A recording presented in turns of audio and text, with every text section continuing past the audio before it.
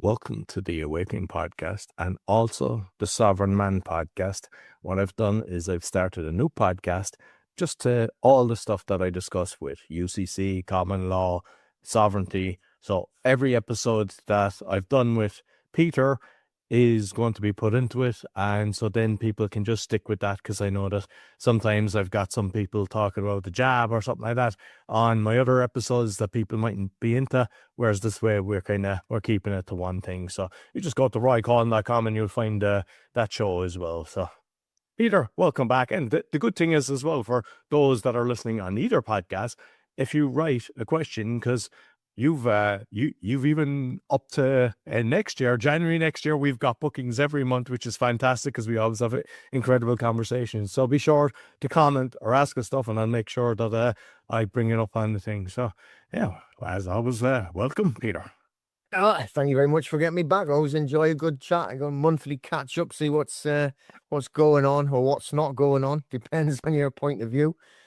Yeah, we're never short of things to talk about the way the world is going. Crazy, isn't it? Absolute insanity. Just in case we went, worn down enough, let's go and have some more hassle.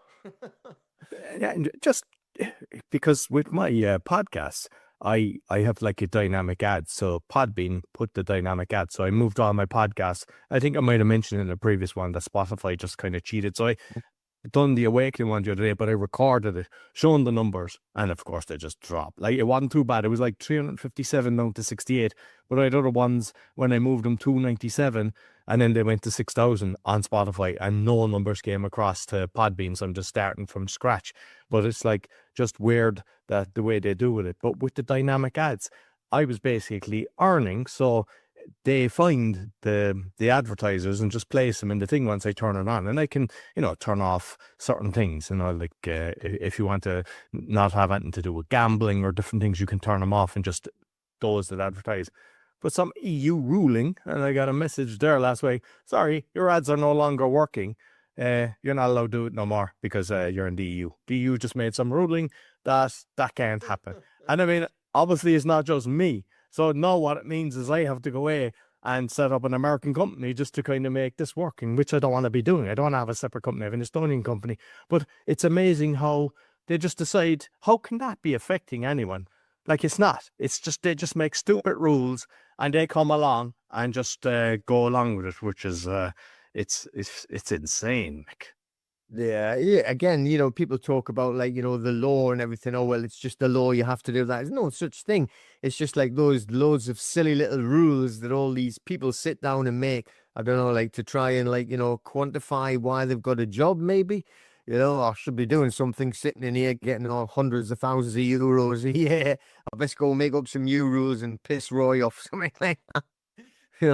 It is. It's just insanity, isn't it? Though it's literal, just a waste of space, just going round in circles. It's madness, man.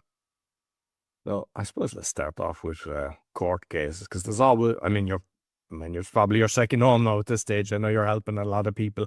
Any updates, any progress, any things people should be aware of?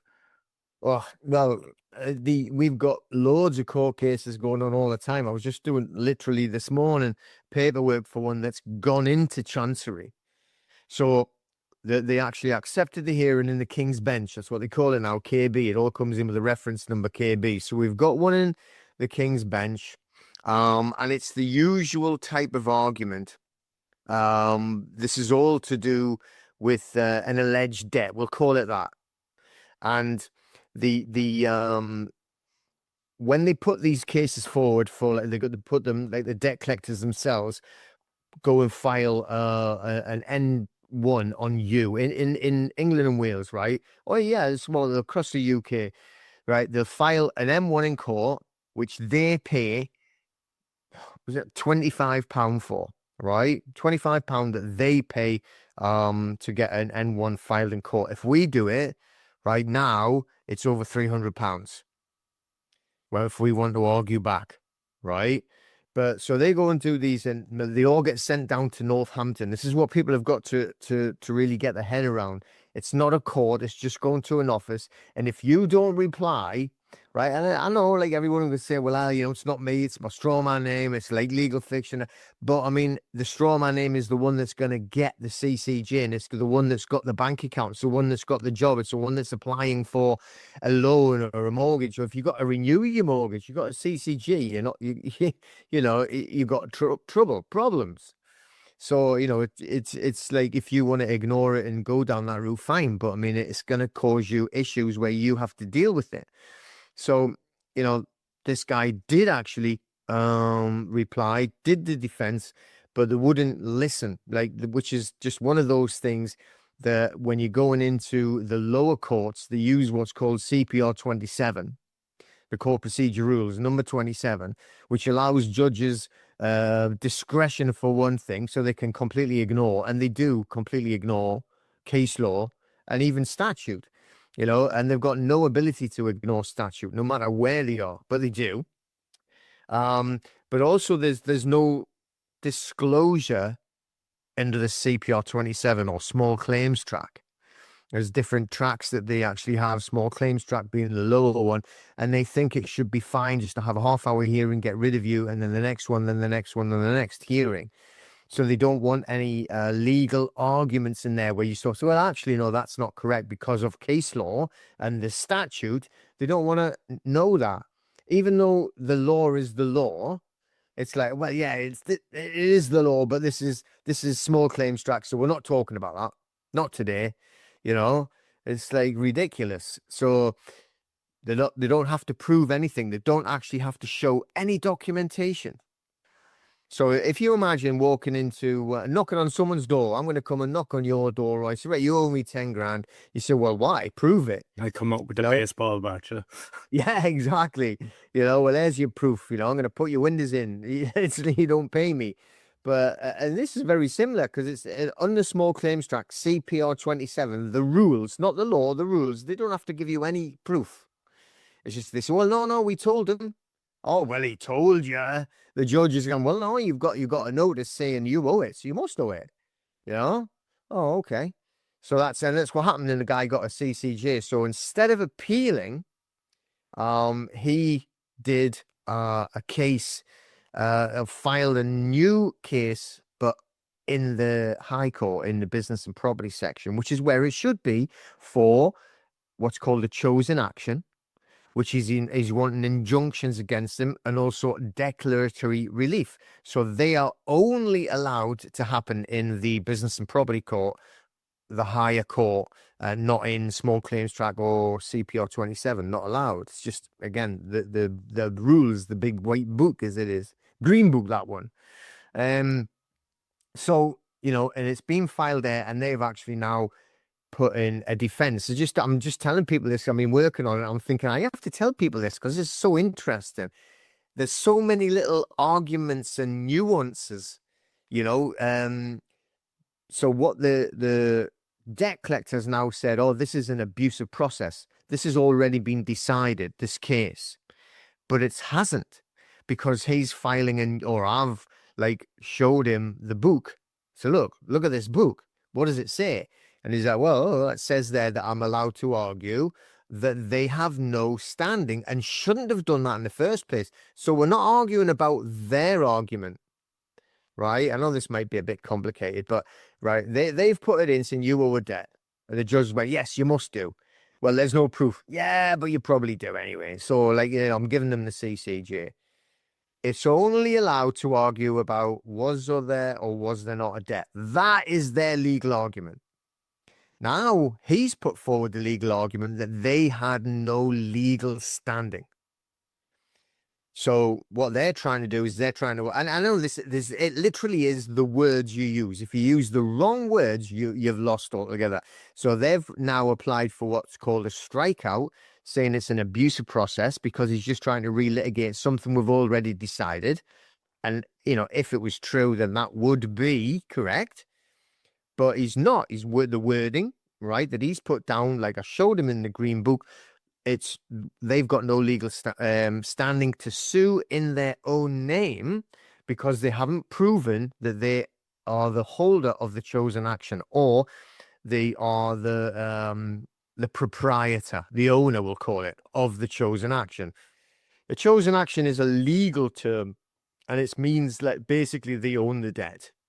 Let's put it in layman's terms, all right? So it's a bit more complicated than that, but it comes under the Law of Property Act. So for them to have the chosen action, they have to have what they call an assignment to them. It's been assigned to you, just like a duty would be assigned to you. It's your duty to go and clean the toilets, right? But it's like it's the same thing. So it's going to be assigned to them, but it has to be done legally. So it has to be absolute, as in it's not just part of the debt. It's not just an equitable one. They must have the legal ownership of it. It also must be in writing. And it also must be under the hand of the assignor. This is a real big problem for them. That means it needs to be signed by the original creditor that is giving them or selling them, assigning them that chosen action or that debt. That never happens because they buy, like a huge big block of data, and that's all they do. And they use a master agreement. That master agreement can be like 10, 15 years old. And it was signed 10, 15 years ago saying, oh, this is an assignment of all of these. And the judges will accept that. So don't think that they don't, because if you're going into that small claims track, CPR 27, they'll accept, written on the back of a napkin from a restaurant. Oh, yeah, that'll do. They don't have to actually give any proof of it whatsoever. So what he's trying to do, the guy, he's moving it into what they call the Business and Property Court, which is the Chancery Division, which is a high court. So under there, it's different rules. CPR 27 doesn't apply. So he can then ask for specific documentation to prove the actual case. So they have to now prove, and the burden of proof is upon them. And they always try to reverse it. This is the thing under the law, and even Law of Property Act, or all of it. Whoever makes a claim has the burden of proof. I mean, that's normal. Everybody, and I think that's in every country, right? If you're making a claim, then you have to prove your claim. Apart from if it's a debt, right, and it's CPR 27, doesn't matter. But when it moves into high court, then because they definitely have the burden of proof. Now, in their statements that they've put in for this specific case, they're asking for it to be thrown out because it's an abusive process. And they're saying that we have definitely been assigned this debt, they call it a debt in their statement, on a specific date. And it's got the specific date written down, something 2023, I think. Which is brilliant for the guy filing against them, if you know what you're looking for, because they've just admitted that to a high court that they have a chosen action, or they've just let's say the word admitted, they declared that they have a chosen action. They have an assignment. So under the high court, they must now prove it. So now they have to show the documentation that's been signed under the hand of the assigner for that specific chosen action.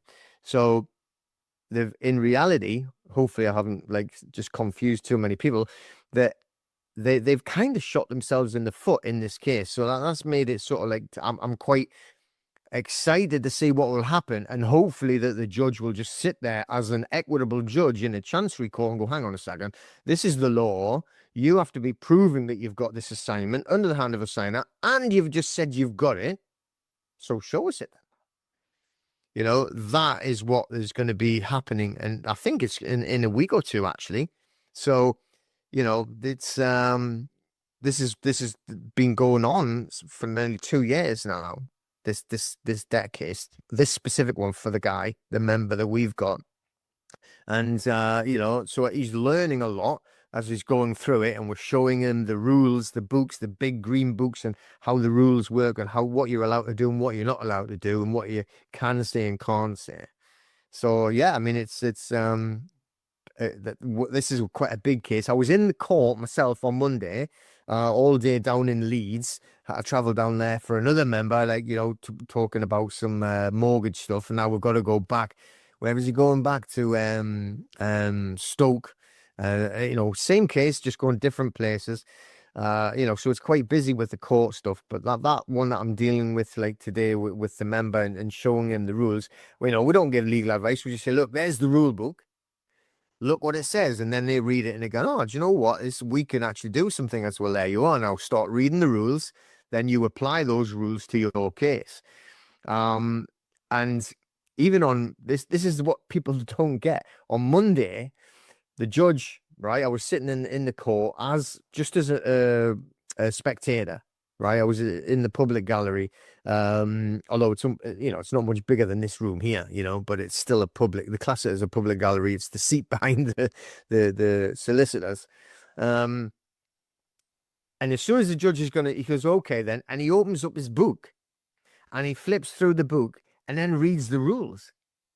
Once he's checked that the rules are there, then he tells them the rules he's going to use and makes his decision. It's nothing to do with and these are just CPR, court procedure rules, that they've all sat and decided over however many years, and the books are big enough to make me look 7'2", right? They're huge books. You stand on top of them. But he flicks through it, reads, right, and he got to the rule and then tells them the rule. All of it is just once they're going to make a decision, they look at the book, find the rule that fits it, and then they say it. It's just and that's the issue that we have. Not enough people are reading the rules, and we need to get more aligned with how to actually read the rules and use them rather than worrying about like the overall size of the law, right? And the law that the law is one thing. The Law of Property Act says we must have a deed of assignment, and it must be, or an instrument, I should say. It doesn't have to be a deed because they are two separate, but it must be assigned, and it must be under the hand of the assigner, which means it needs the signature, right? But there's so many rules that go before that. Just, when you get into the court procedure itself, it's completely different. And they'll find another rule that say, no, shut up, I don't care.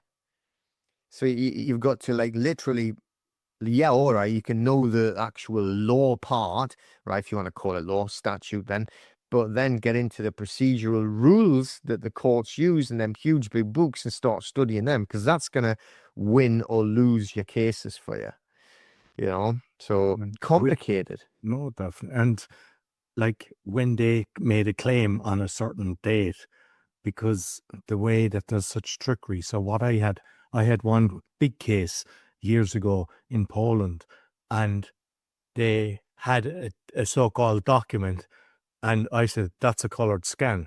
And it wasn't my solicitor, it was me that had done it. And another thing, they actually forged my signature with a date, and I put a line through my zeros, and it didn't. And I was able to open the book in front of the judge, go, no, that's mine, definitely. That's not. And I think that made a change. So they can even go away and trickery, or they can say, oh, look, there it is, which they just create. And I don't know, can you actually, I don't think for cases like that, you can get, a handwriting expert or something that states, oh, no, this is actually new. It wasn't done in 23 like they're claiming. But you just have to watch for it, because they're constantly just lying. You can't, it's not as if they're coming along telling the truth. Everything they do is trickery, and you just have to protect yourself. Yeah, if you look at all of the statements and everything that they put out, and the thing is that you've got a lot of I don't know what you would call them. Let's just say the infiltrators, that we're trying to find out how to actually help people.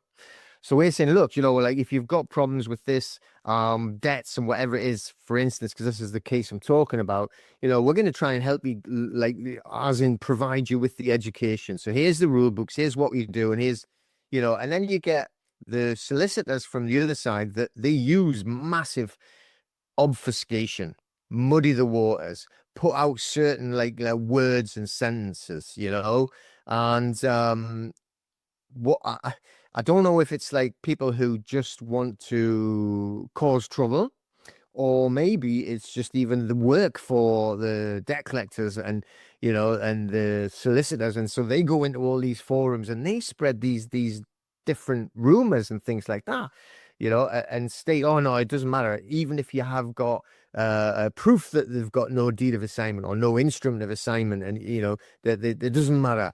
And then there's a new, well, it's not new, it's a case law, Promontoria Oak Limited, and they always talk about Chapter 56. And I've done a few videos on this because this is it's Promontoria Oak Limited versus or Emmanuel, right? And they were discussing through this case, and what the debt collectors and the solicitors have done is they've tried to like balloon it up to be a massively important case law, which it's not. Again, that completely devalues, right, one of the biggest case laws that we can use, which is the Lynn versus Pelias construction, where Lord Denning stated point blank that the debtor, who would be the defendant, is allowed to see the deed of assignment if he's challenging that there is one. Now, they did use the word deed, okay? We only know that there should be an instrument, be it a deed or not. A deed you only need a deed if the bank say, I'm going to do it via a deed. But as long as there's an instrument of assignment, it's the same type of thing. The deed is actually just done by the bank if that's the way they prefer it. But it means it's being passed. Legal title is being passed from one party to the other, be it via a deed or an instrument of assignment. Okay. But they did use the word specifically deed of assignment. So this Chapter 56 on that Promontoria case does not override that whatsoever, but they've built it up as if it does. They were talking about one specific sentence saying, well, no, you don't need to see every single contract concept in that whole assignment. You just need to see if your name's on it or not. That's what they said. But now they're trying to say it that the judge stated you don't need to see any assignment, right? And we even had one judge saying, what, that Lynn, but that was 1969. That's a bit old now. One of them even said, no, the Law of Property Act, but that was in 1925. That's really old. What does that mean? I mean, you've got like, the Bill of Rights from, like, was it 1860? You know what I mean? It's like, no, 1686. Well, I can't bloody remember it now. But that still stands in Parliament. Well, they're saying it's because a few hundred years old that it's like too old now. But like 1925, it's only 100-year old. It's like it's just insane. Some of the sentences that they come out with, and if you haven't got the actual answer to give them back that shuts them down, right? Then I think they always just try and sort of like trick you into silence, or at least like, I don't know what to say now, and shut up and like look at them. And that's how they just confuse the situation, I think. And it's things like that Promontoria case in Chapter 56, or paragraph, I should say 56, and they come up with it, and I do know people have come back on the forums and said I didn't know what it was. So I didn't know how to answer that. And that's why I did a few videos on it to say, look, be prepared for when they come out, because here's the what is really true. Right? It's not that it overrides it whatsoever. It was actually saying, yes, you may well be able to see the instrument of assignment, but you're not going to see the whole document and what all of the actual contractual issues are. And we don't want to anyway. You just need to see if your specific chose in action has been assigned with your name. That's all you need. Don't worry about the rest of it. But it looks, when they put that across, they just make it bigger, muddy the waters, obfuscation, and it confuses you when you're going in to try and get yourself, assistance in these court cases when the debt collectors are trying to sue you, And the fact is, if they have not got an assignment that fits the Section 136 of the Law of Property Act, which means like, all of it, right? Which it has to be absolute, has to be in writing under the hand of the assigner, and only then do they give you a notice of assignment. It has to fit all of them, not just the last bit, the notice of assignment. They haven't got any legal standing to sue in their own name. This is the biggest attack you should be doing, or defense you should be doing, depends which side of the fence you're on. So if you're defending yourself, you use that against them, the legal standing. And if you're trying to actually take them to court for a reason, go for their legal standing, their right to sue in their own name. That, all right? So rather than like saying, no, there's no instrument or deed of assignment, whichever words you want to use it in a roundabout way to state that they haven't got the right to sue in their own name, or they have no legal standing to be pursuing you in their own name. And that is how to really do it. And rather than just using the actual instrument or deed of assignment, it's slightly bigger than that. And you have to use the right wording, which is stop them suing in their own name, which is exactly what we've just been preparing over the last few days. Well, he's been preparing it. I've just been showing him the rules so he can actually put it together himself, but yeah, it's ready now, and hopefully we'll get that actually into the Chancery Court itself, Business and Property Court, Chancery Division, in the next month or so, and that should be really interesting, hopefully, and then we have some good news to talk about after that one. Yeah, no, definitely. Because I think we discussed previously. I mentioned that I had a lot of Polish companies. One of them was when I was building like 30 apartments, and we were late with a VAT bill, which wasn't huge. And they sent in the heavies. They were going to take our computers, and we just had to kind of move things around. But when we were due back 60 grand or something like that, they had up to 6 months to give it to us, and it was on the last date. And why I'm mentioning that is, at the start, you said they can do this for $25, I think, or something like that, sterling, but it's 300 quid for the individual.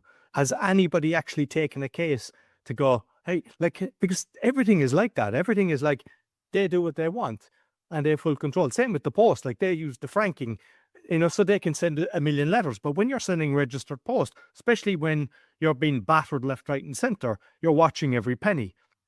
Has anybody regarding that 25 quid versus 300 quid ever done a case going, hey, how is this fair?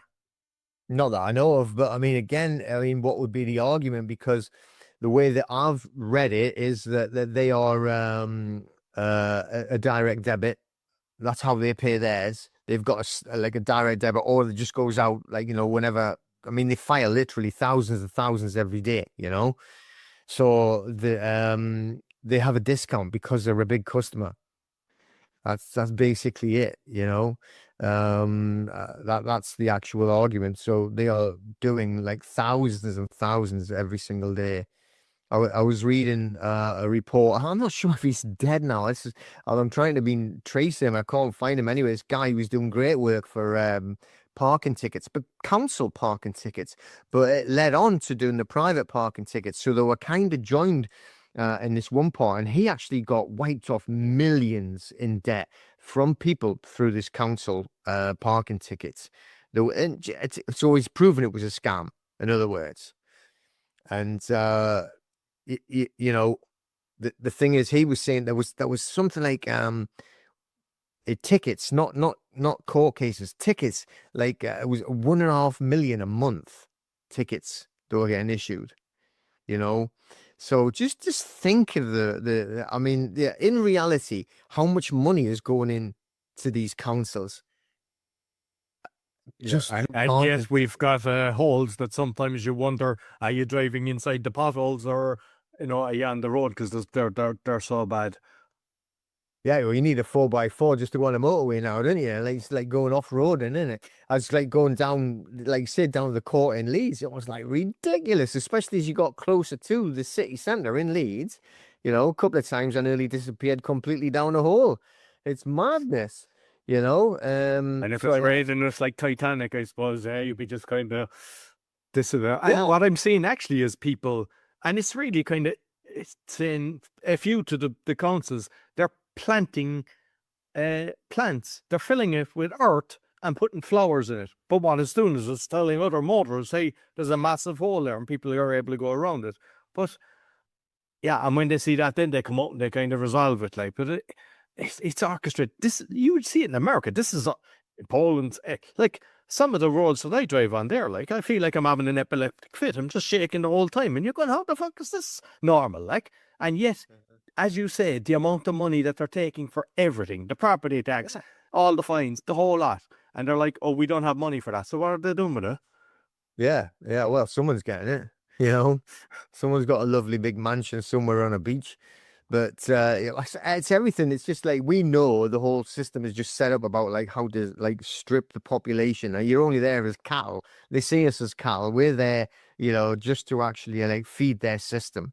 And they just come up with the more and more rules and their regulations, like to drain more money out of you no matter what. And don't you dare actually have a spare penny at the end of the month.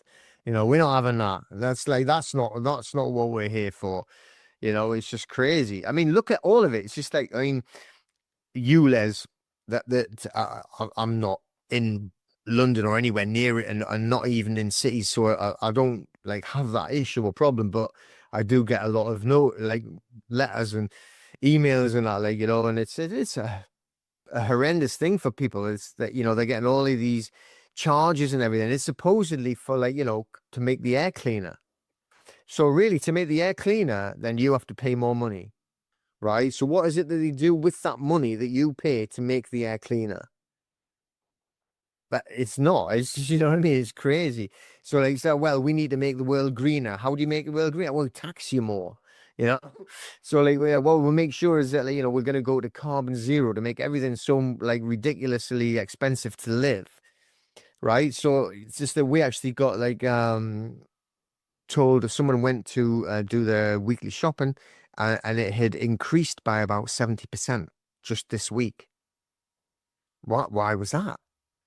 It's just like, but the normal, they were like, well, looking around if they had done anything different. They were saying, well, no, it was just the same average thing. It was like, they expected it, about, and it was like nearly £200. It's like they were just, luckily that they had the money on them, they said. So it's, but it'll probably be blamed, oh, there's a war. No, that's what they're saying. Like they're saying, oh no, they have to go around Africa because they can't go through the gap that they have, and then that's why all the guys. Like I actually even this week I was the same. I was like, strange. I saw a massive increase, and I was looking through it. I said, did they make a mistake? But it's like they just 20-30% on different things, and you just so constantly people getting kicked in the goalies. Even if you think about that, which will be happening, and if then people have said it, they're not the only ones, right? You've noticed it there, right? The everything that they've got there, though, has probably been there for months as well. So there's no reason why that should be that price. If it was real, it's say, well, look, this is going to be the price until next month, and then we're going to have to use the new stock, which has actually had to go around like the bottom of Africa, so it's got like a lot more expense. You know what I mean? Like so. It's the fact of it, they know exactly what they're doing. It's the same with the oil that they've had, or whatever, the fuels in the petrol station. All of a sudden, it's gone up overnight. What? Did you not have that before, though? Right? So when things drop down, so if things are resolved, it doesn't drop down straight away. They just keep it and slowly. Yeah, and I mean, if you look at the taxes, I mean, I think in Ireland, it's like 80% the tax. So the price that they're actually getting it for. So if you, Jesus, I pity anyone now that has electric heating as well. The prices that are just, everything now is going through the gas. Like I see it like the car that I have, there's the gas on the thing. And, just looking at, it went from, I don't know, 238 or something like that to 3, and then 320 in some places. And so if someone is commuting a lot, they have to make sacrifices. Mm-hmm. All right.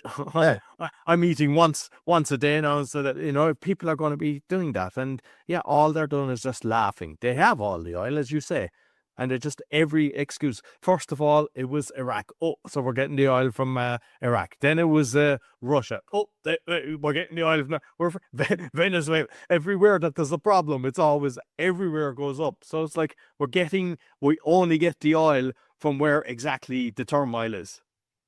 Yeah. I know it's it's absolutely insanity, isn't it? You try. I don't like watch television whatsoever.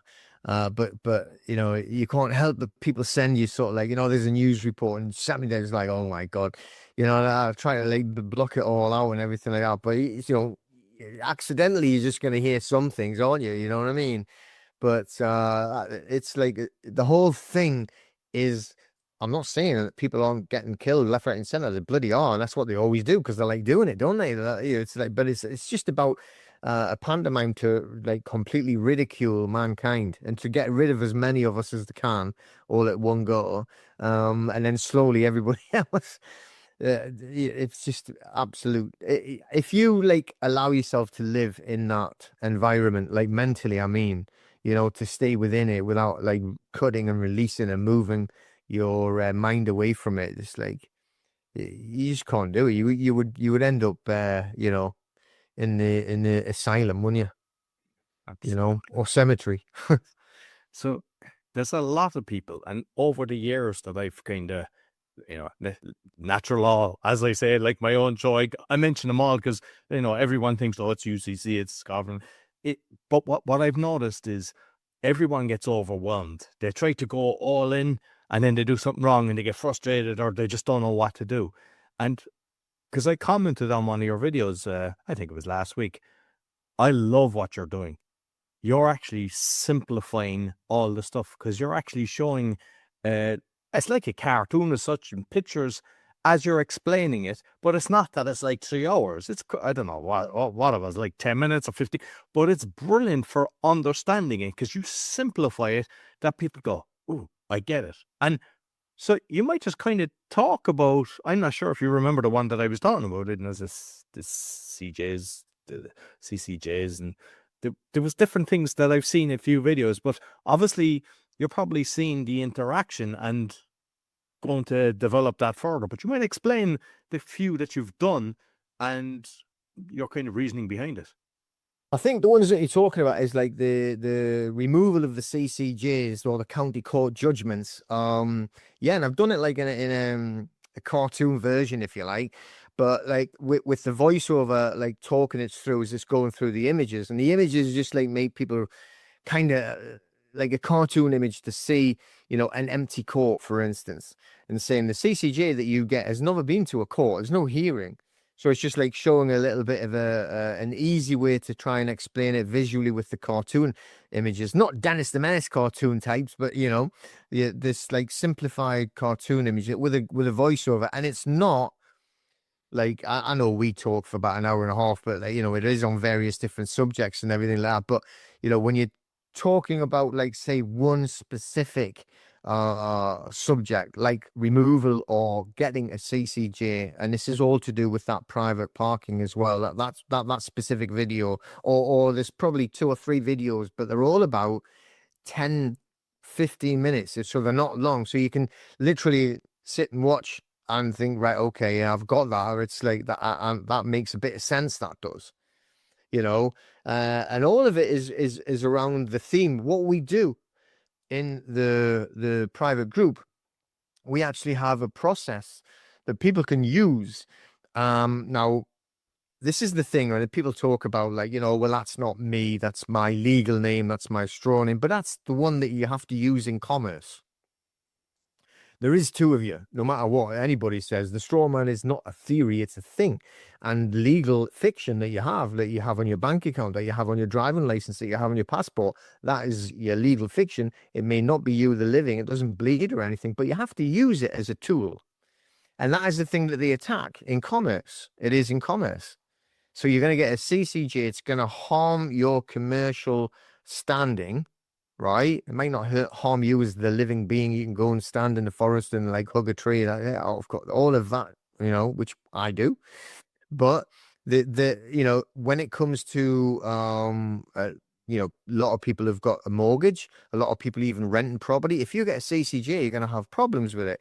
So we're showing you how to actually stop it if you can catch it in time, or if you haven't, and it's went to that Northampton business office I was talking about, they've issued that CCJ against you, even though it's not a court, they're giving you a court order. But anyway, and we've actually removed them just by doing a set of notices. They're not affidavits and going to 3,000 page long. It's one little piece of paper, and you're writing a notice saying, I wasn't the driver of this vehicle, therefore this can't stand under, right, your act that you're using. So, we're going to request to remove it. And if you word it correctly, use the correct legislation, show them their failings. And if they're going to end up in court, they're the one that's going to suffer. So they remove it.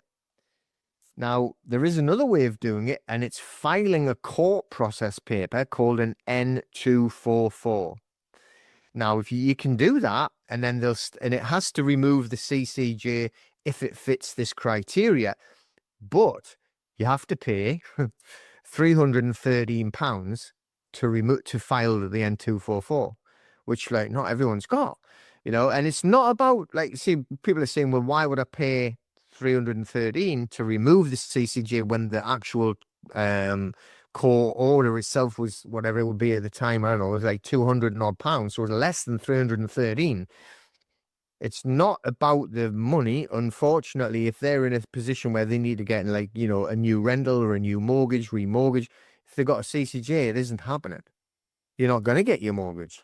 You're not going to get your new rental place. You're not going to be able to move if you wanted a different apartment, house, or whatever, and you want to rent it. It's not happening because you've got a CCJ. We've got friends that run rental, like estate agents, and if you have a CCJ, they won't even sign you onto their books.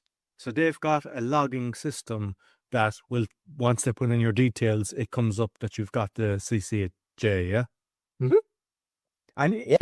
can that be like with the GDPR? Is there any way of kind of going, hey, you're giving out my data to everybody? That's kind of personal information. Nah, there's not. Is there any way around?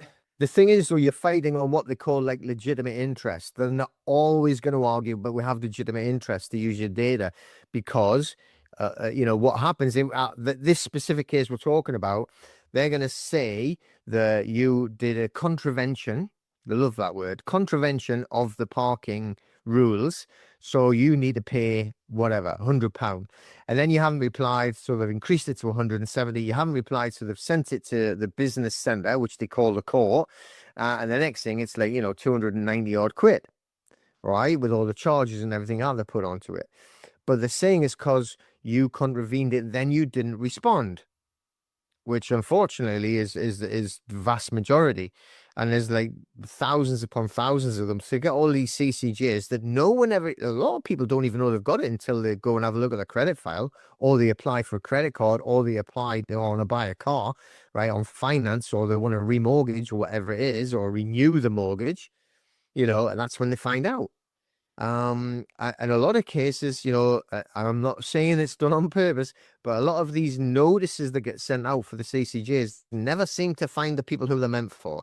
So if you don't get the letter, right, you don't respond, the end with the CCJ, and then you didn't even know about it, and then you don't even get told about it when you're supposed to. And this is how you can actually fight the process if you do the correct notices in the correct time, using the correct rules. And it's just you. So you find out the rules and you use their rules against them.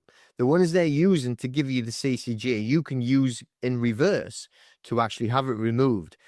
And 99% of the time, they will straight away agree with you and remove it. They won't argue, as long as you haven't done anything crazy, like, in the meantime, if it's a straightforward, look, you've done this CCJ, blah, blah, blah, this is the rule, this is the rule. Will you remove it? And then we're not going to have to file into court, and you're not going to have any worries about a hearing. And generally, right, they remove it. And we've had plenty of them removing the CCJ, and any tickets that were tied to it get squashed. So there's no charges involved. They move on, and one of the members was again arguing in court about a parking ticket. And he won his case, threw the case out, against the parking. He was defending himself. So the parking company lost the case. And he was just chatting, like as you do, in the waiting room after the hearing, chatting to the solicitor. And he says, well, what are you doing like, with these things? You're losing these cases. He went, yeah, but we'll win most of them. And most people never, ever turn up anyway. It's just a numbers game. So they're making a massive profit. That's the whole game. It's just numbers. So if you use the right rules to stand up for yourself, if they do have to take you to court and you defend it correctly, they're going to lose.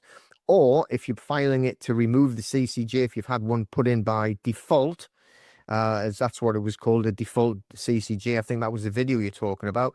Then they remove them and they don't argue. They just like let it slide. As in, like, they're not going to get in any hassle with having to go to court because it costs them money, and it's all just about profit. You know, they have to pay a solicitor, they have to have court time and blah blah blah. You know, so if they can just like let it go, you know, because they know the 1,000 other people on the same day as you are not going to argue, and they're going to make their money. You know, and he said it, the solicitor, it's just numbers. That's all it is, numbers game. They're winning the numbers game. With the letters that they're sending out, are they registered? Because, like, with everything that I've done over the years, even in Poland, you know, because I fight in the city the whole time, if they send out 2 letters that you don't get, they class that you have it. I mean, how stupid is that? And there's been plenty of times I go, hey, that never did. I never got the first one. You know, so the postman doesn't give the receipt saying, hey, we tried to deliver a letter. And so there's a load of trickery with that anyway. And I mean, sure, they're in cahoots with the post office. They're all working on the same team. With this, do they register post? And like, as you know, as happens, someone moves. So then they go, yeah, it's gone out. And they mightn't even know that it's happening till a few years later. So based on no signature, you still have a case, even if it's like 3 years down the line, because you might be renting and everything's good. And then you decide to move, or you might be, you know, have a house and remortgage it or something. You might know because they don't, if you weren't informed. So is there any time frame? Because there's a lot of stupid shit that goes against us as well, where, oh, this is only valid for 3 years. This is only valid for so many years.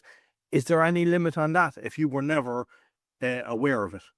Most definitely. And you know, like a lot of people like don't know that what the limits are. I mean, that specific video you're talking about, we're actually talking about only a default CCJ that's been issued. And like the whole point of is like showing the videos, like, and it's just a cartoon showing the empty courts, and there's no one there. It's not, you're not having a hearing. It's just literally a rubber stamp thing, and you've got this CCJ, never seen a court in its life.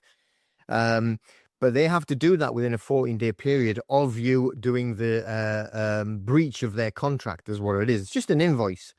It's not a fine. And it's still, even today, and people like argue, say, yeah, you've got a fine, a parking fine. They're not. Them ones there are invoices from a private company for their breach of contract of their own mind that, you know, breached their contract. And it's so weak, and there's so many holes in their case, that if you know what those are and what the rules are that apply to it, you know, you can use it. And one of them is the time limits. That and but the problem is that most people like panic as well when they find out they've got one. So rather than trying to question it and challenge it, they want to pay it to get rid of it, right? Because they get panicky and they think, oh, I'm going to court. Oh, it's good. And they've seen these, you know, programs on television, how horrendous it is being in court. I'm not saying it's nice, by the way, but you know, it's not.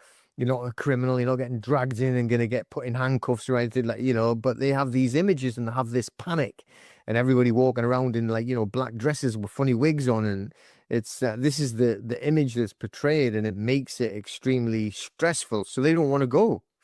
So they avoid it, like, as any way that they can, and they pay it, and that's all it is. It's a money machine. But yeah, you're right. There's limits, and they have to do certain things in a certain period of time. Like for instance, I said there, when you do your contravention, then you got 14 days to actually receive the actual notice about it. But you know, a lot of people, like even on the CCJ part of it, they get the default, they have moved, and it's very, very common. Be that they go missing or they don't initially get posted or whatever it is, but it's extremely common, and they all end up. A lot of people get these CCJs they didn't know anything about. They've never seen any notices, and they don't know until, like, you know, you just said, "Oh, going to move house, go into a new rental," and they go, "Oh, you can't. You got a CCJ, can't go in there." And it's not even a guy that's like, you know, whoever. It's just like, if you've got the house and you're renting it out, but you're using an agent, right? You've got somebody's got 10 properties. They can't, you know, it's a lot of work to, you know, go and do that, as well as you've probably got other businesses as well. So You know, I used to be a landlord and I had properties. I was down in Leeds the other day and I was saying, oh, I used to have properties just over there, you know, a big block of apartments, and we had properties in them. And I couldn't just go down to Leeds all the time when they were swapping off tenants, you know. It's you've got like, I had properties in Plymouth, you know, it's about a 7-hour drive. So, you know, you just, that's the way it is. So you have agencies that look after it. So the agencies just set their rules. And if they've got a CCJ, I can't do it. It's too dodgy. So you're not getting even on the books. And that's when you go in and you try and apply, find out where I've got a CCJ for what. And it can be sometimes years before. And if you've moved on and you've gone in, you know, you don't realize until you come up to do something like apply for a new, even a new job. Sometimes it'll state if there's a CCG on the record, you know, you can't have that job. Happened to a friend of mine in Bristol, actually, and he was, you know, he had a great interview. He'd been injured for a while, so he hadn't worked for quite some time. He was like, got himself all excited, said, yeah, great, you are the ideal candidate, we'll sort it out. And then he got like a phone call when actually you've got a CCJ. That was a parking ticket, actually, as well. So, you know, you're going to have to clear that up, get rid of that CCJ, or you can't start. You know, Insane. so it does affect a lot of things that people don't even think about.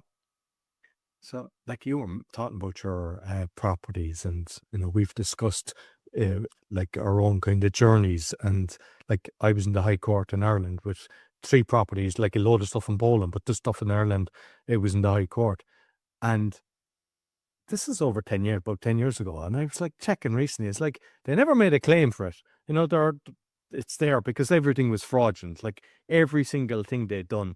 And I didn't appeal because it would have opened it up. So it was like 68,000 or something like that euro, and it could have been 500,000 because I won on the costs, which has a barrister, as you know, and I was 8 times in the High Court, so like plus interest and all that penalties. So it would have been that plus the new cost. So you're talking 68 versus 500,000. So I was like, I saw the corruption with all the every time I was there. I said 100% everything is corrupt there. So why go into?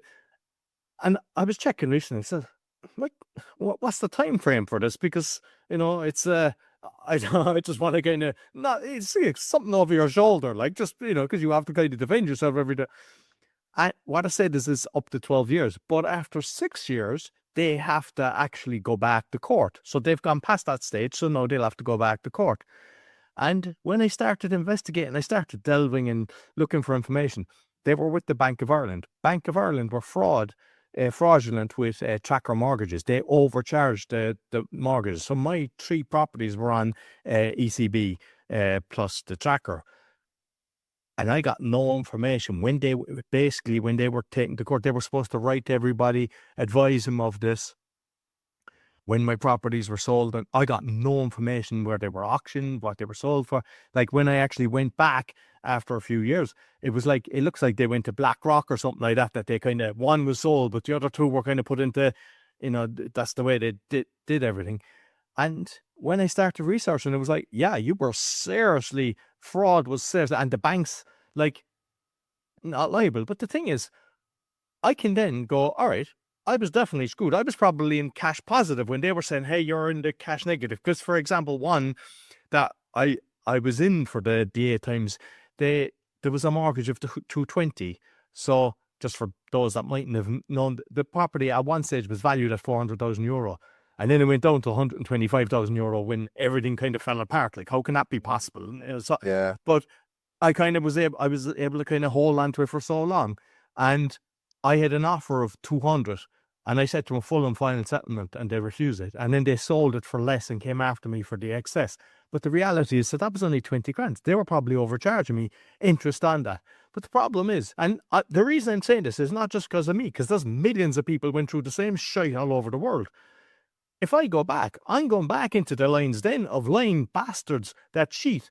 So even though I've got information, hey, you didn't do this, you didn't do this, you didn't do that, you're basically saying, this is going to open another can of worms. It's going to cost me money to do this.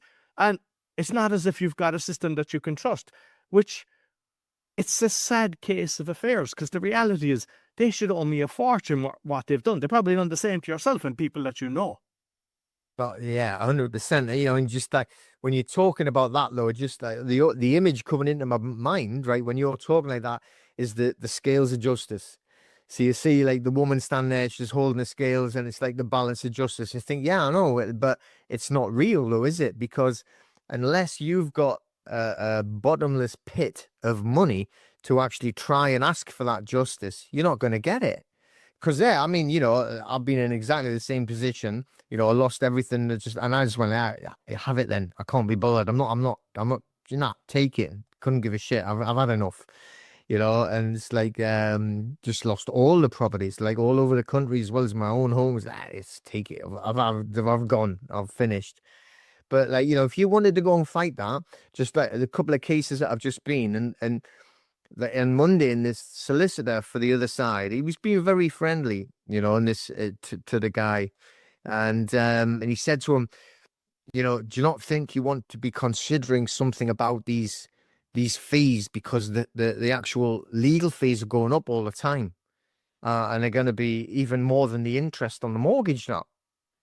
I think, well, that's the thing. If you can't afford to fight these, the banks, or they don't recognize the fact of the money, do they? It's like they would seem to be spending more than what you actually owe just to fight you.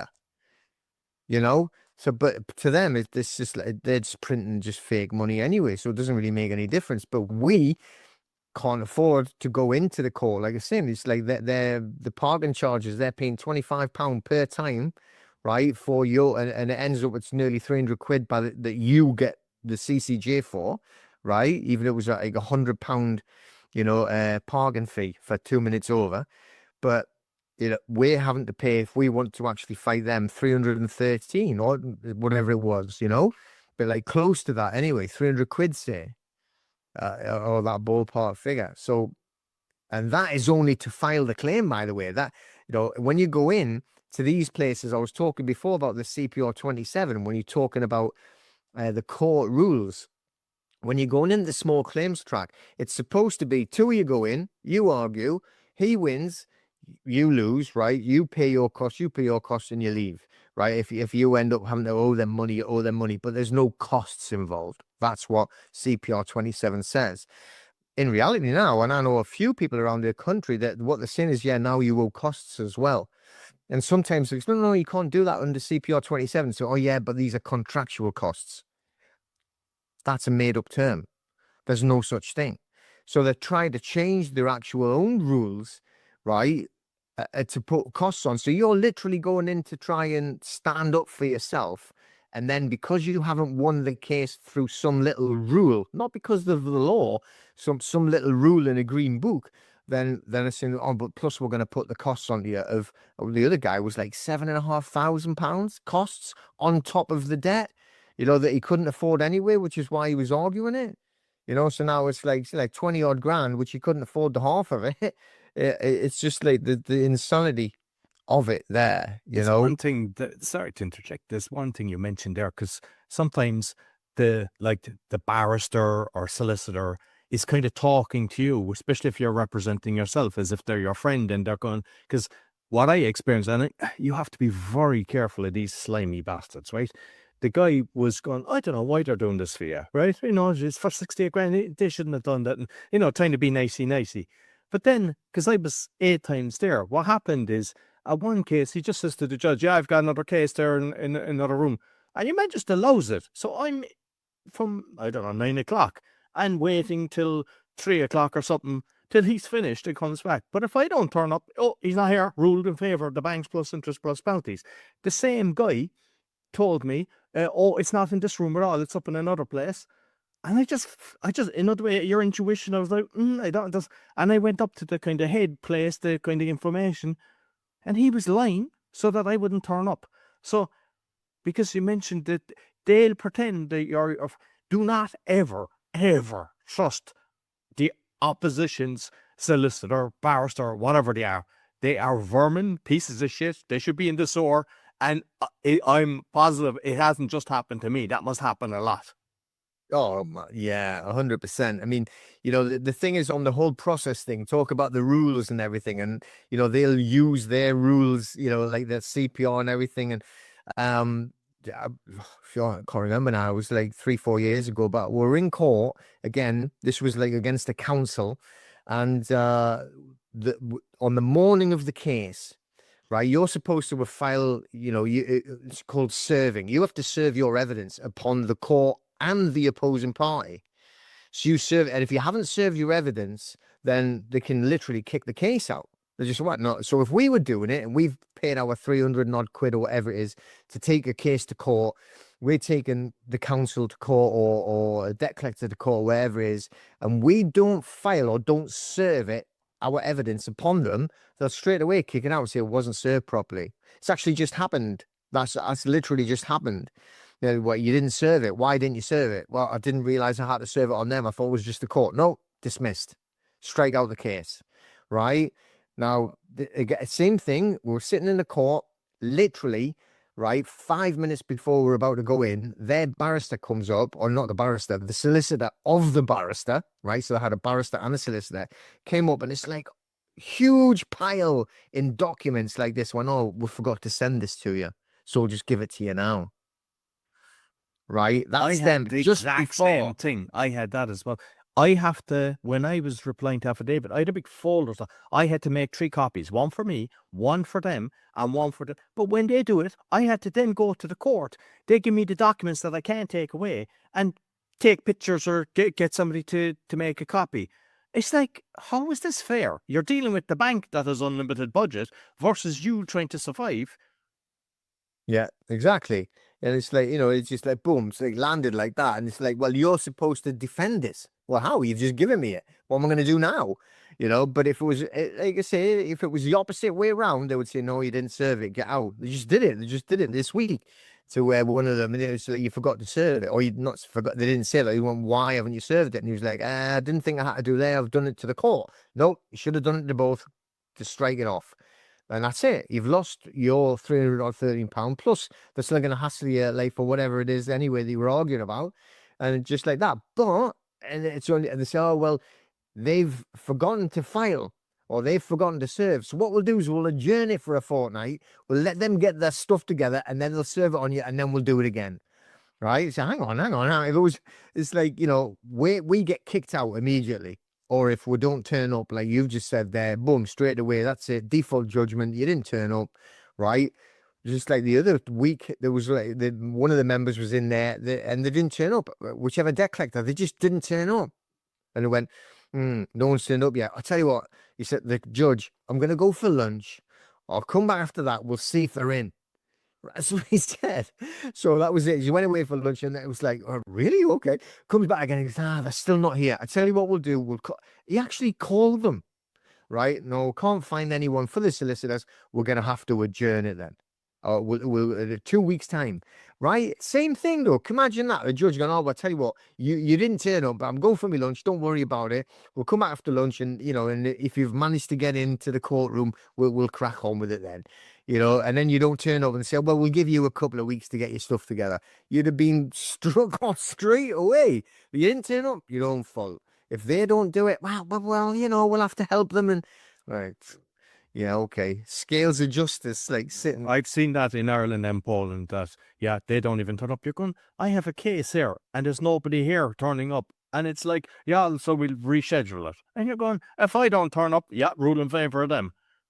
It's bonkers. And nobody realizes it till you're actually in the belly of the beast. Like, nobody thinks it could be like that. And then they think, how has this happened? But the reality is, I seen it in Poland, UK, seen it in Ireland, in the States. We've got people all over the world. So this is an international thing orchestrated. It's working exactly as they want against mankind. Completely.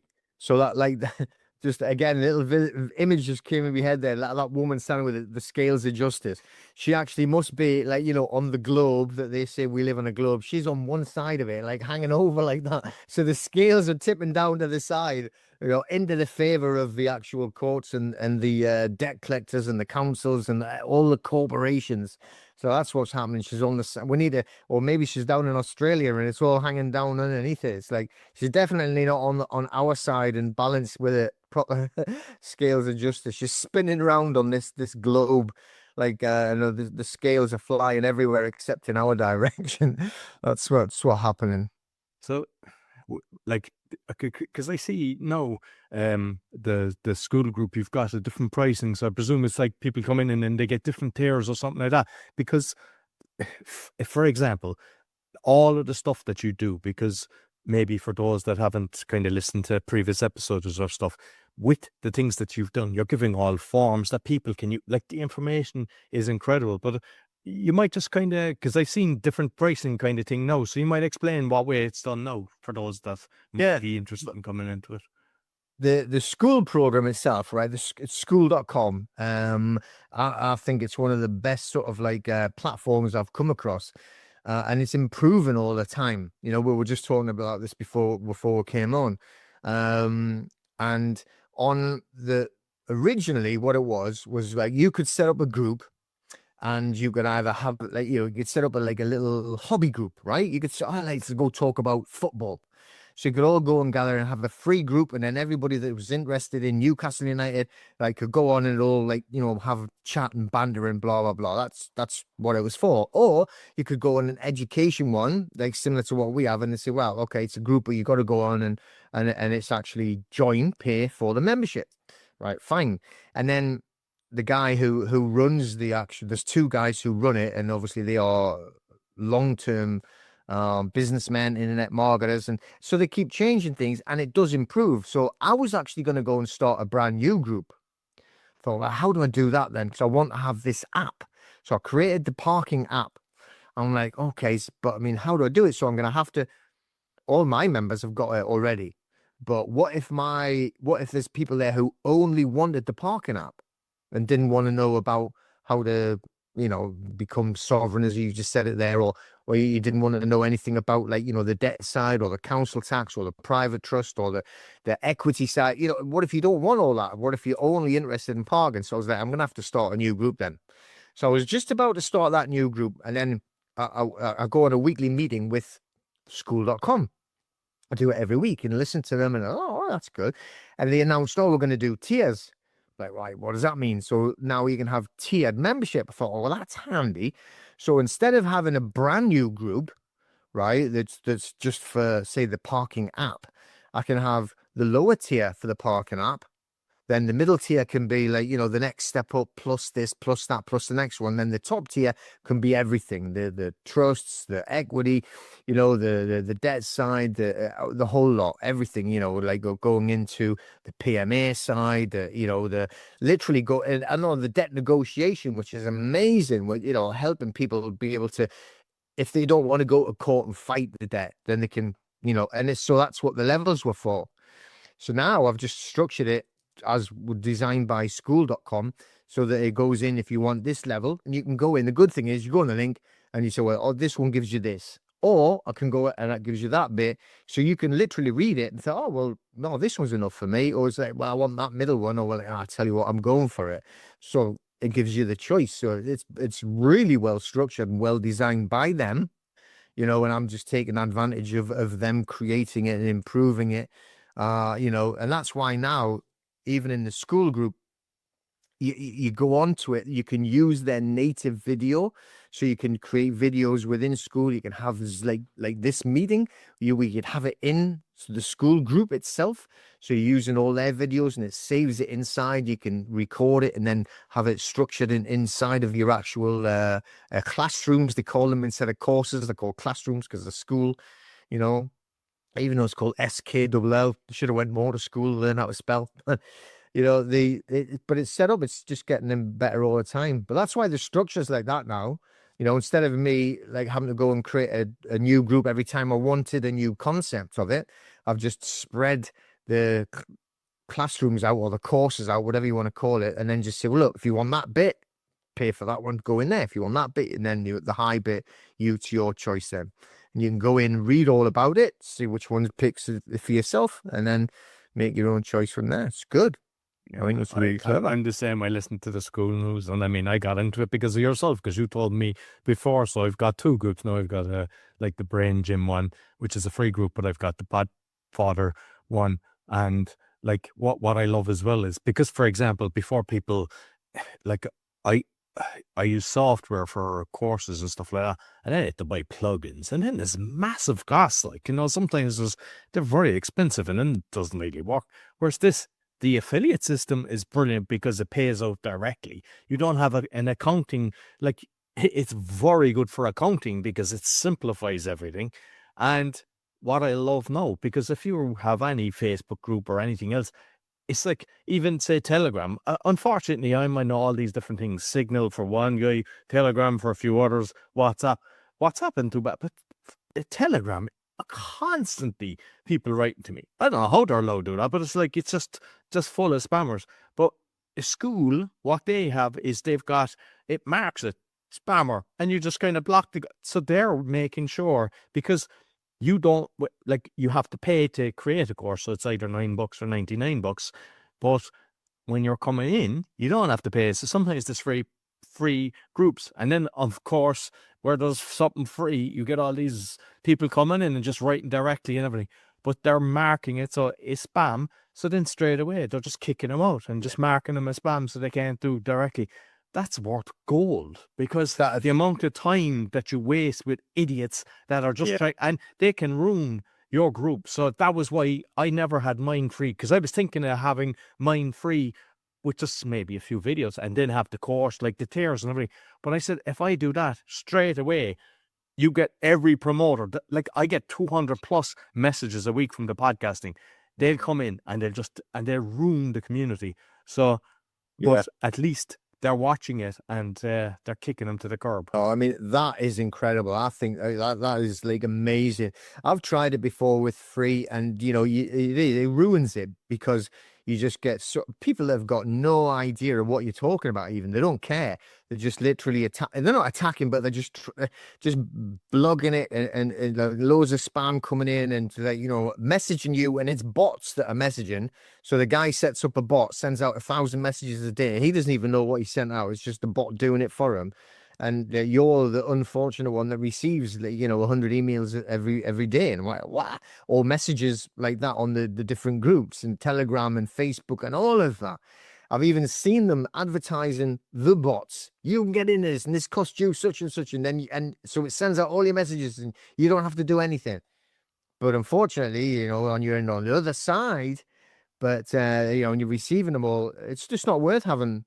Yeah, it might sound great. Or if you get a free group, everyone can try, and then before they move it, but it's not, right? Because it attracts. We actually did it for a while, and we got a load of grief. People and I'm honestly either like grifters, like debt collectors themselves, that are putting the trolls in that work for them, and just arguing with everybody, attacking everybody. It's not worth the grief. And I even had them sending me tons of abusive emails and threats and all of this. That you got to just block them all. So no, it's not worth the grief. It's not worth the hassle. So free is definitely not free. You spend more time dealing with the crap than you do dealing with the group. But that they came up with the spam kind of report or recognition, because I watched it and I thought, oh wow, that's clever. I've never seen one yet. But then a couple of the people, and I reported one as well. So it came in, and I just thought, oh, it marked it. So I just I didn't even check their profile. I just went, no, brilliant. So as a couple of the members says, oh, they got worried because I've never seen this before. He's got a spam report. What should I do? I went, oh, it's just a brand new thing that indicating the ones that they've found out that do spam and message, and just block them. Don't worry about it. And so you spread that around now, and everyone's got it now. So that's it. As soon as they get it, big red flag, brilliant. Got rid of them. So it helps you clean. I mean, it's not just keeping your own group clean, but it's like cleaning your own head as well. You don't have to deal with it. Because you're spending so much time. So this is an important one, because I'm sure that so many people with whatever business they're getting, because you're really at high level with the AI, because you've created the AI and the thing. With me, with the podcast, I get bombarded with messages. So you get PR companies come, hey, such a guest. But what I'm finding, everything, I'd say it's 95% is AI. So for example, they're writing to the Polish podcast. This guy would be great for talking about insurance. So it's nothing to do with it, or talking about the crypto, a guy that has nothing to do with blockchain technology. And it's time consuming for me, going in, checking this, because sometimes it's a pitch and sometimes I go, hey, I charge to go on some shows, and, it helps cash flow come in. But you're dealing with all this and it's 100% this AI. And like, how can we stop that? Because I mean, there's some people saying, okay, give access to the AI, but then AI starts doing things that you don't want it to do. Is there ways to stop that, to filter that with, say, Gmail? Oh, I really don't know. I mean, I only use AI for certain aspects, although I'm starting to like use more and more apps and create the apps to do what I want to specifically do. But I don't know if anybody is listening and they've been using like ChatGPT for a while, which is probably what most people were using initially.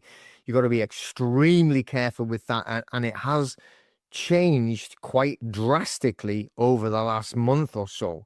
Probably, I mean, this is like what, March? Like, I reckon in January 2026 it started changing, and it's getting, I would say, worse and worse. And you have to keep reprogramming it to stop it. I don't know. It's just completely changed. It's as if it's been taken over by the corporation of corporations. And now it's like it gives you a lot of false information, right? So that's something you've got to be careful of with anything with AI, and you've got to break it. You've got to break it and destroy it, and then recreate it from scratch. And I've had to redo a lot of the apps that we built and the agents that we built, and then I am moving away now, and it's taken a lot of time to create this other one from scratch, completely different, away from OpenAI, away from ChatGPT, away from other formats that I know are infiltrated. So I was trying to build it, and with the knowledge base that it can't be infiltrated by internet or any search engines, and it's not allowed to look on the internet, because that's when it goes off, and it gets tracked no matter what anybody says. And as soon as it goes into the internet, the trace of it gets tracked, and so that you start attacking your own AI and start making it do what they want rather than what you want. But to stop from what you're saying, I wouldn't. No, probably every time that you put up a barrier, they build something to create and climb over that barrier. Like on the messaging or the AI or whatever it is. It's just programs. It's just computer programs. That's all it is. That's keep on trying to tell people. It's like, yeah, I might say AI. It's definitely artificial because they've created it, right? And it's definitely not intelligent. It's only doing what it's been created to do by a mind. And So waste your time because it'll keep asking you 50 questions to keep you engaged. And then you do nothing because it's after giving you like, oh, do you want me to do these three things? Do you want me to do these three things? And you go, oh, yeah, yeah, oh, yeah. So then you've got, 50 pages. Whereas if you just stuck with the original one, you do it. But what happened to me a couple of days ago, and I recorded everything because every podcast that I transferred, Spotify, they cheated. They just wouldn't win the CSV file for all my stats. They just, so I recorded it showing it. So I'd say the waiting was like 357,000, went down to 68, but the others were like 297 now to 6,000. But what I done is it was the last one. I said, I don't want to lose these downloads because, when I go to Podbean, it's looking at zero. And if advertisers are coming in, they go, he's got no followers, when it's not the actual case. So I have paid for the Kimi one, and I was giving it all the stuff I uploaded the CSV, and it goes, oh, I can see so many downloads, I can see all the files. Yeah, it's okay to transfer the RSS feed. Everything is organized. We'll then give you the file that you can use in the thing. And the file was like, okay, guys, nothing's happening there. Oh yeah, we can't download that. Oh, we can't do this. We can't. I was about 3 hours in the end. I was like, hey, you told me you could do it. Oh, sorry, we made a mistake. I lost all my numbers. It's like, so that has happened so many times that it lies. And unfortunately, society is like, they're holding up the phone. Look what ChatGPT said. It's gospel, and it's just going out like you say. So that's what I love about your system. You're giving it the books and go, hey, just this information. Don't bother going out there, generating lies. So I'm hoping that you're going to have versions on the mortgages as well, because that will be something. I don't know how you do that, because even if you look at the contracts, like, I mean, you probably saw that. How is it allowed to have 2mm writing in a contract so you don't read it? You know, it's like you can't read it. If you want to, you need a magnifying glass to read that text, and it's like 10 pages, and people are just happy to get the mortgage. I mean, I've done it myself. You just go, oh, right, they're giving me the money. Whoopie-doo. And it's like, but that's why you're getting caught by the ghoulie bags then, because they go, oh, yeah, on page 12, yeah, lines 63. Yeah. Yes, I mean, I tell you that I have seen some absolute horrendous terms and conditions that have been created in mortgage contracts or personal guarantee contracts, and and people just sign because they want that deal, they want that money, they want that house, and and they don't realize how bad things are going to be for them. It's a horrendous thing, but I don't know. There's a lot of it as well, like I do believe that people would still sign it if they could read it. And if it was this big, never mind small, I've seen them do it, but the size of the rating is the whole thing, is part of what we argue against on the car parking side. On the private parking, they say you're contracted because you've read the terms and conditions. But, I actually did a video, and whatever reason my phone didn't work. So I was spending an hour and the security were chasing me around.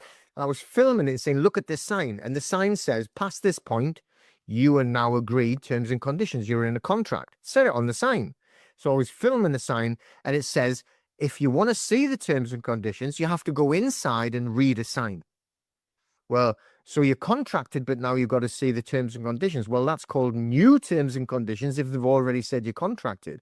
So that makes it null and void from the beginning anyway. So I was explaining this, and I got video, and it didn't work. The video didn't go on. It was really, really weird.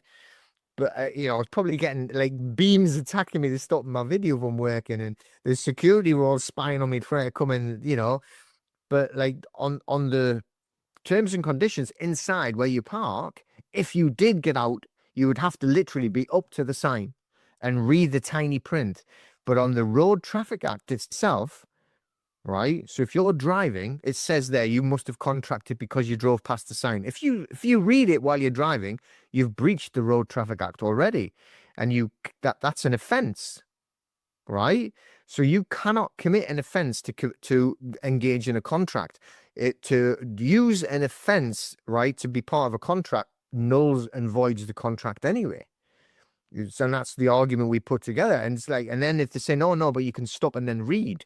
Well, under the case law of Thornton versus Shoeley and Parkin Limited, as soon as they say you've contracted, and then you have to read the new terms and conditions, that means that now the original contract is void because it's new. And that's case law. It's like proven in the High Court. So that itself makes the contract null and void. So that's when you're just talking about the size of the print. But if you did park your car, which is what a lot of the bots even on the comment sections on the videos come up and say, oh, they give you 10 minutes to go out and read. Just park your car and get out. And it's pointless ever arguing back with them because it's not real. They're not real, So just like block and move on. But in reality, if you block, you can't read it. It's so small. I was trying to like read it the other day that's what I was doing the video and showing them how small it was, and none of the video. I'm gonna have to go out and do it again. People are going to think I'm very weird. He's walking around videoing everybody's signs. Fishing, you're kind of reading the letters. It's tiny, and when you get down to it, and it tells you at the very bottom in the tiniest writing that they can hold the keeper liable if they can't identify the driver, and that's not true the way that they write it, because they can only do that right under Schedule 4 of the Protection of Freedoms Act 2012 if they follow all of the rules, and the rules, especially what they call by Lord Denning, again, right? I have his book right over there, Lord Denning, with all of his best case laws. They call it, right, the red hand rule. If they've got something that's in terms and conditions that they class as onerous, right, in other words, bad for you, he says it should be like a red finger pointing at it. That's what he said. So they have to make it bigger, and bolder. So what they do is when they say, if you're over the hour free, the 2 hours free, whatever it is, it's £100 charge. And it's slightly bigger than what the other one are, but it's not red. And he said red hand rule, and it's got to point at it like that. And it's not that. So again, you can argue, there's a lot of different things you can argue under that. But as well, you got to make sure, and this is where we got rid of loads of tickets for people when I told them that it was not, they were getting tickets on non-relevant land. Right. And that's what they never even heard of that. What's the difference? What's relevant and non-relevant? What does that mean? You got to find out which is which. And if they're giving you tickets on non-relevant land, then, you know, you've got to find out what all of the rules are for non-relevant land and use them against them. And it makes it very, very, very handy for you.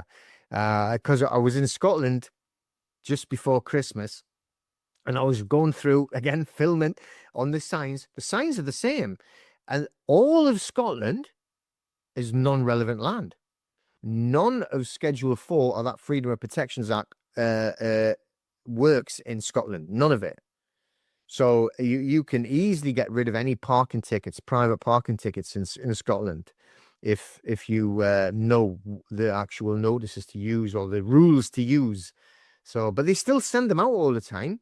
And the vast thing is, like, people, they just ignore them, or they could get, like, you know, they pay them out of panic, you know, you really just need to find out what are the rules and how can I use it to shut them up about the relevant and non-relevant land, especially, as I said, the whole of Scotland is all non-relevant land. So that means Schedule 4, the keeper liability, you can't even use it if you haven't done it correctly. So finally, you have your event. I think, is it the May the 2nd to the 4th? So in the biscuit room again, and I'm seeing like in the group the different pictures of the different people that are going to be at the events. You might just kind of briefly say who's going to be there, what they're going to cover, and then how they can get tickets as well. Yeah, this well, it's the Checkmate the Matrix Live, which is on the 2nd, like, which is the Saturday through to the Monday, so it's the full 3 days, Saturday, Sunday, Monday, 2nd to the 4th of May 2026. That's a bank holiday weekend, I assume. Yeah, it is the bank holiday weekend. So you can make a great weekend of it, you know, in a fantastic city. I mean, it's a beautiful place. It's right next to the quayside, right along the River Tyne, in the biscuit room of the biscuit factory, which is a fantastic venue for anything. But the speakers that we've got are going to be speaking this week anyway. I can't remember what day it is now. But to Harry Rhodes, he's going to be presenting there with all of his medical information on the healing powers of the water and structured water and the products and the research that he's been doing. Really fantastic information that you can get from him. You should speak to him. You should get him on one of the shows. You know, he's just so full of brilliant information. So he's going to be on presenting. We'll also have a venue that's run by Michelle Grogan. She's going to be at the event for her, again, on health side, but it's for the oxygen chambers, the hyperbaric oxygen chambers. So she'll be explaining the health side of how to actually use these oxygen chambers, because the whole event is about you taking control of your own affairs. The whole event is about you living your life the way you're supposed to live it, rather than allowing a corporation to run it for you. So we're talking about blockchain finance, as you said there before you mentioned it. So, you know, we've got 2 Americans that are going to be coming streaming live over from the US rather than flying over.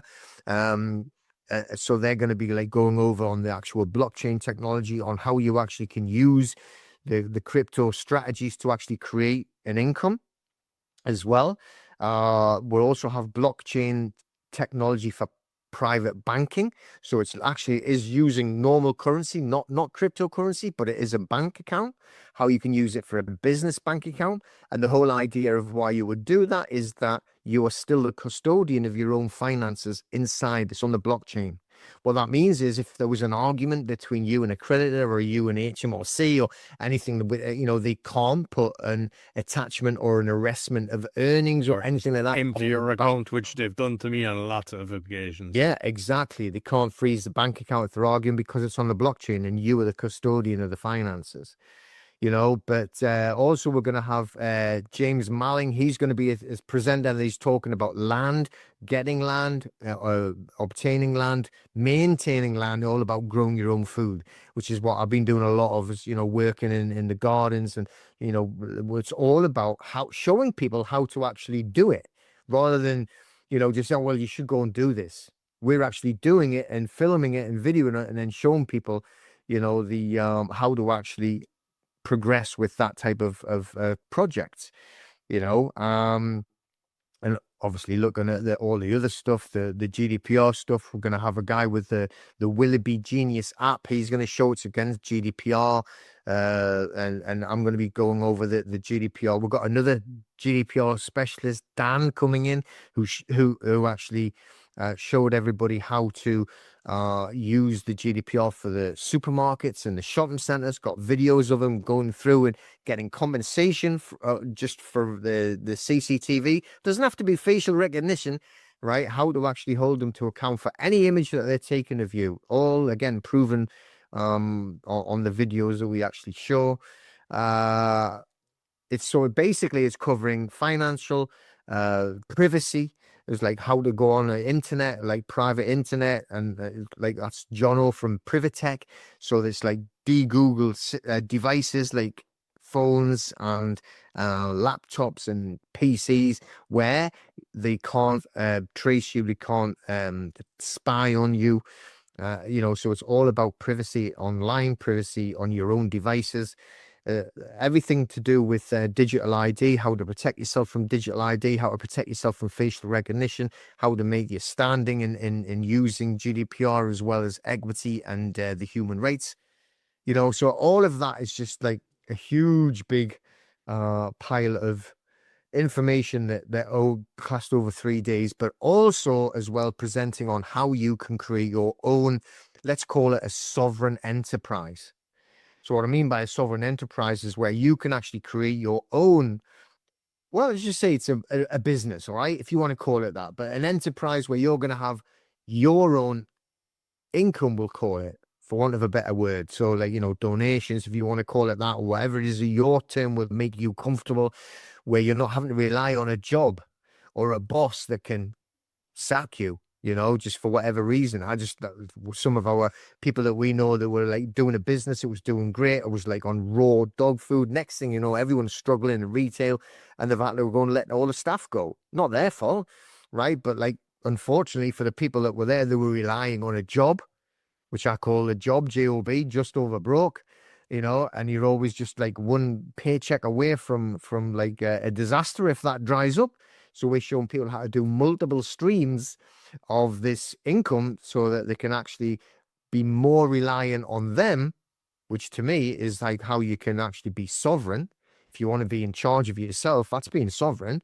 So why allow someone else to be in charge of you buying your food if you need food for you and your family? I just on the income, like you said, because I totally agree. You need to have about 10. In your training, you do calls on affiliates. But if you look at just my one, like the system that I had for the Podbean, they just sent an email, it's turned off. So like, and you know, that's a couple of grand a month, just turned off like that. And so you can't, unfortunately, in the day and age, because whether you've something that's connected with oil or whatever, it's no longer, you know, viable, and you could be making a profit to making a loss, so you have to throw in the towel on whatever business it is. So you have to have about 10 things kind of earning you. So you do brilliant affiliate training, because a lot of the things you can actually do very well by having an affiliate system. Same with the school, there's an affiliate system like that. I'm actually an affiliate for you on the thing, so we've the link in the show notes that's from you, and you teach people how to actually earn a decent income from affiliates. Yeah, exactly. So, you know, it's just showing them, and that's what we're going to be doing. Part of that is going to be on the event as well, like teaching them how they can actually use all of these systems. And the good thing about being an affiliate, the ones that we have, is that it's a recurring income as well. So, you know, like, and there's nothing wrong with having affiliates. I mean, I know like some of my friends have got courses that are like, you know, $2,000, $3,000, $4,000. It's always dollars. So you can be an affiliate for them. So you get like 40% commission from them, but then that's just a once. So then you got to try and find someone else who's got that kind of money to do that. But on ours, where it's just like a small monthly donation, but it's every single month. So you get someone to join, then you get 50% from our membership, and then you get it every single month. So we're showing people, we know people that have not in our group, but in other them groups, that they've got like 100 people underneath them that they've joined through them, and they're getting 50 or 40 or 50% every single month, as long as them people stay in the group. And obviously they're in the group because that's why they wanted to join and be interested, and be it on, I like knitting, or I like, rugby or tennis, or, it's like, Next one of month, those. Peter will be doing a knitting class for us. Be sure Exactly. to make a scarf so you won't be cold in Newcastle. Exactly. Yeah. No, you're not allowed to wear scarves in Newcastle. You got to come up with only a t-shirt. They're not allowed coats or anything like that. Anyway, it's going to be May, so it'll be warm. Last time we had it in February, and the same thing. You're not allowed to come with a coat on. You got to just be tough like everyone else. All the people going out for a night out in Newcastle, all, doesn't matter if male or female, they're all just basically walking around with like nothing on, freezing. They don't care. But yeah, knit them scarves. And just because obviously people can get the tickets to go, but I believe you have it online as well. So if people aren't able to make it, they can actually get an online ticket to watch the whole event. Yeah, I mean, that's the thing. So, I mean, the link, it's like checkmatethematrix.com. So you can go on there, and then again, it's like, we're nearly finished, nearly sold out of the VIP tickets, or the inner hexagon tickets. So there's a couple left, I think, but then got the normal tickets, or just watch the live stream. So you can actually, and then the thing is with it doesn't matter if you turn up or you just watch or get on the live stream, you'll get the full recording as well. So even if you miss a bit, or you can't, sit and watch an entire day, if you're on the live stream, you can watch a little bit, go away, come back, and then it's going to be there for you like later on anyway, because it'll all be recorded, and you'll get the full recording as well. So, it's perfect for people who don't want to travel or can't travel. We've got a few people just simply no way they have got the ability to travel, unfortunately. So, they get the chance to sit at home in the comfort of their own home, using their own toilet facilities, which and be able to watch it as well. Well, listen, as always, Peter, thoroughly enjoyed it. I'll make sure I put the links, as well as the school group, all the different links in the show notes. And I look forward to our chat again next week. And for those listening, make sure, write in, because on my websites, there's forms that you can write in. So if you have a question specific, you can do that. And basically, there's the QR code where you have the Sovereign Man podcast and the Awakening, which this one has gone out on, as well as my other stuff. And if you want to have virtual assistants, go to va.world. So Peter, once again, thanks very much. Brilliant. Thank you very much.